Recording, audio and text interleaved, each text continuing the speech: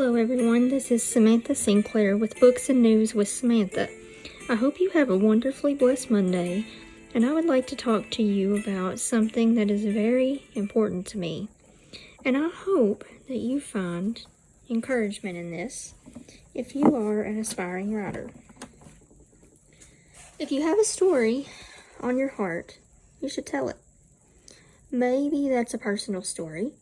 Maybe it is nonfiction, something that you've researched out and you're ready to write. Maybe it's fiction.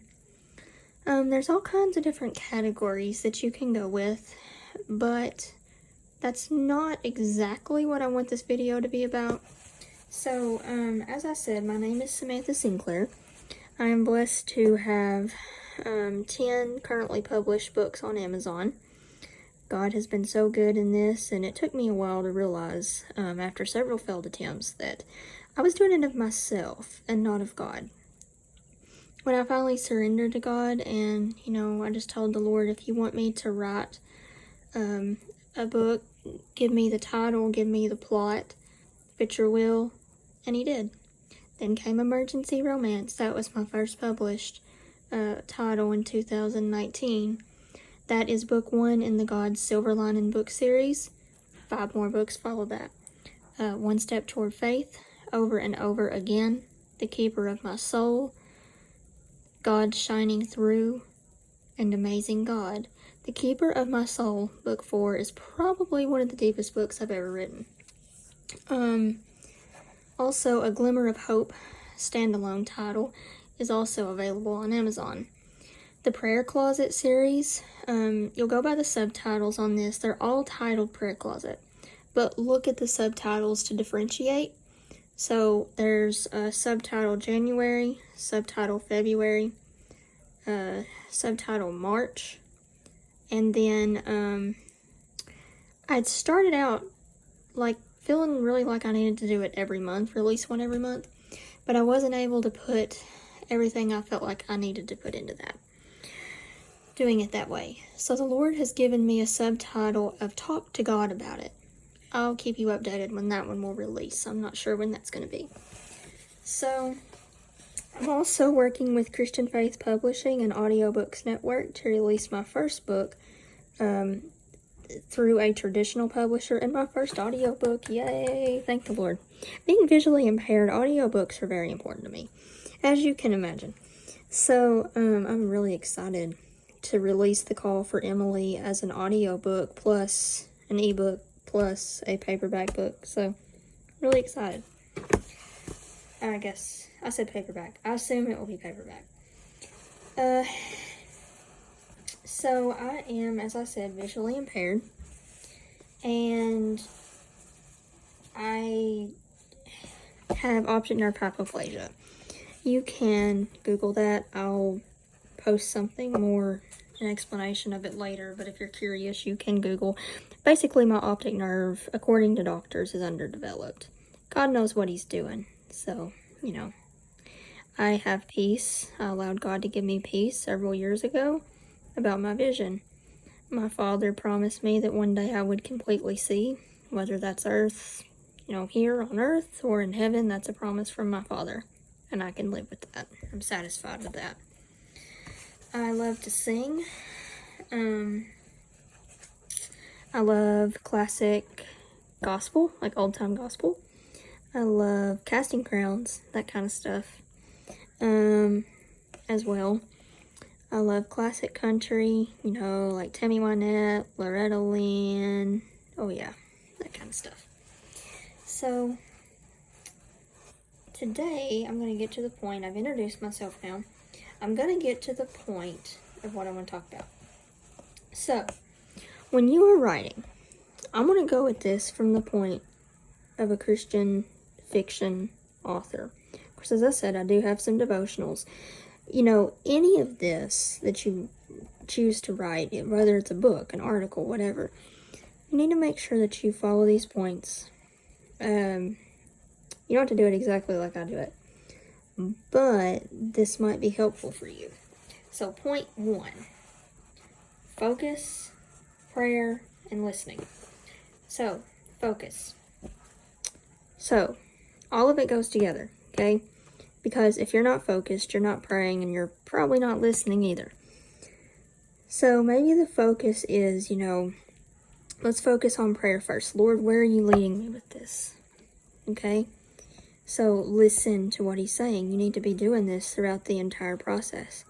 I've learned the hard way. If you get off kilter or get off focus, get off point, whatever you want to say, you're going to make a mess of it. Or I sure did. Sometimes the Lord will completely delete your book off your computer. Yep, true story. 27 chapters in. I've had it happen a couple other times as well. But yeah, 27 chapters in. When it happened, of course, I was so upset, so frustrated, like, oh.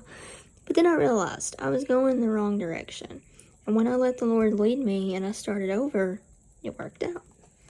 I just had too much of me in the way. Okay, so point 2. Read in your area. Listen to authors and read content to gain knowledge. So, what does that mean? Okay, so if you're writing in, let's say, Christian fiction suspense, you might read Lynette Eason, Colleen Coble.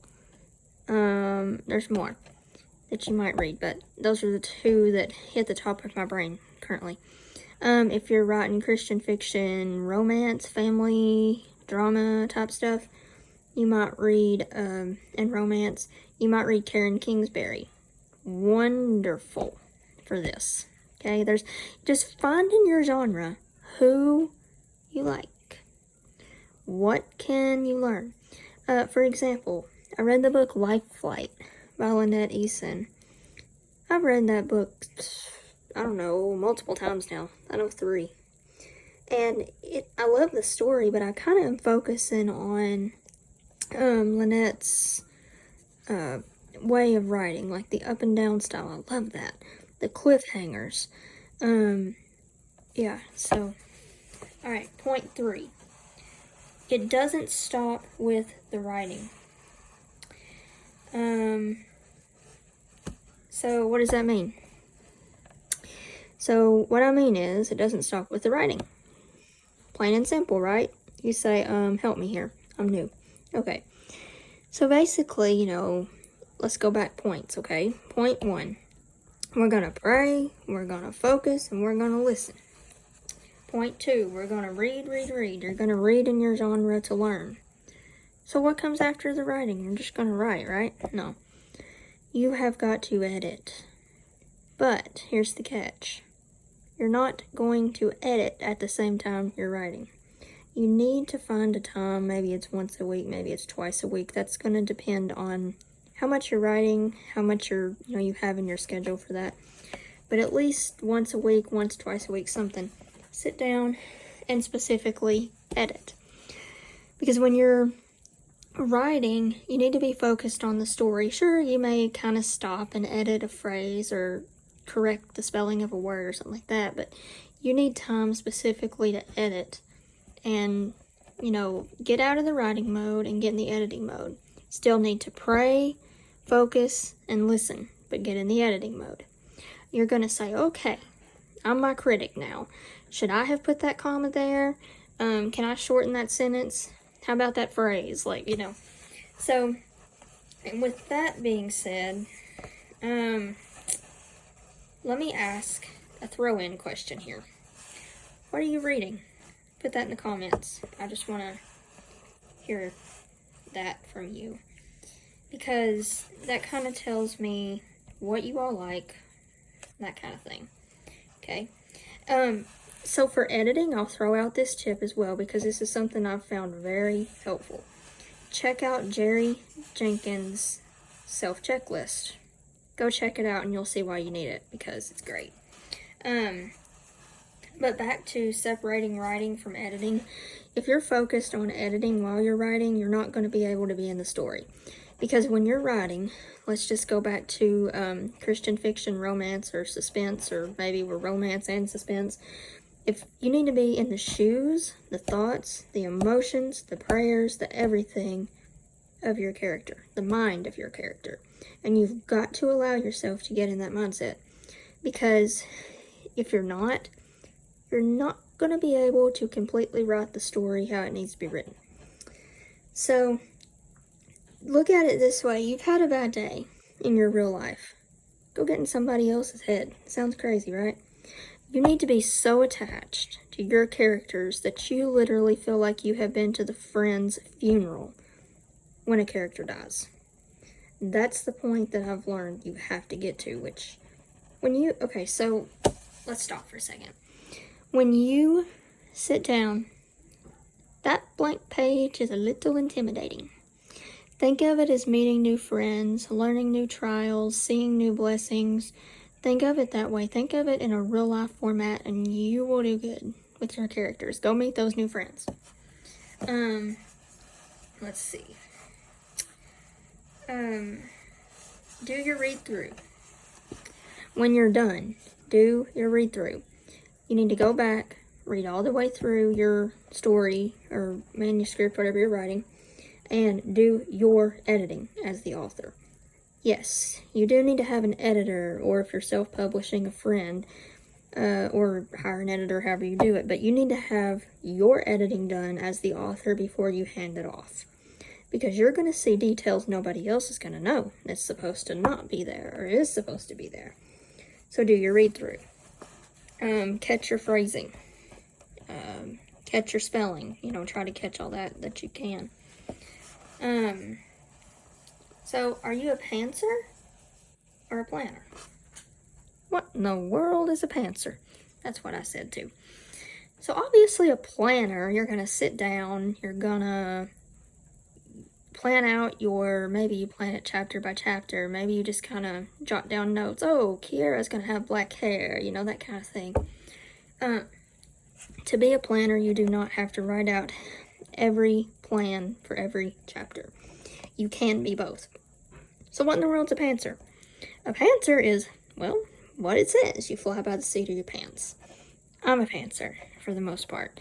There is a series that I'm, Lord willing, going to be writing sometime.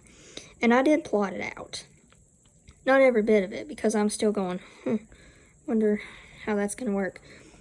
But God gave me the series. He'll give me all the details when it's time. But being a pantser is kind of fun because, you